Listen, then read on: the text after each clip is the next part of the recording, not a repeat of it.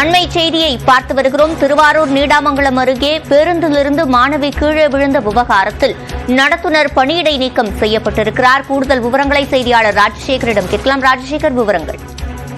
சிவரஞ்சனி, திருவாரூர் மாவட்டம் நீடாமங்கலம் அருகே கிருஷ்ணாபுரம் கிராமத்தைச் சேர்ந்தவர் சுகந்தி. இவர் அருகில் உள்ள மூவானூர்பேட்டை என்ற பகுதியில் உள்ள அரசு மேல்நிலைப் பள்ளியில 8ஆம் வகுப்பு படித்து வருகிறார். இந்த நிலையில் நேற்று மாலை பள்ளி முடிந்த பின்பு அந்த பகுதியாக சென்ற மன்னார்குடியிலிருந்து நீடாமங்கலம் சென்ற அரசு பேருந்தில் ஏறி பயணித்திருக்கிறார்.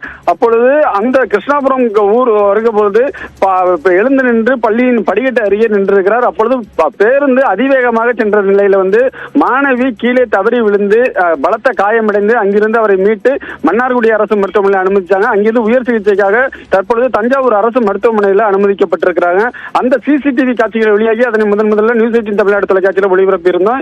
தற்பொழுது அந்த செய்தியின் எதிரொலியாக அந்த அரசு பேருந்தின் நடத்துனர் சுரேஷ்குமார் அலட்சியமாக செயல்பட்டதாக கூறி அரசு பேருந்துகளின் போக்குவரத்து கழக பொது மேலாளர் அவரை தற்காலிக பணியிடை நீக்கம் செய்து உத்தரவிட்டிருக்கிறார்.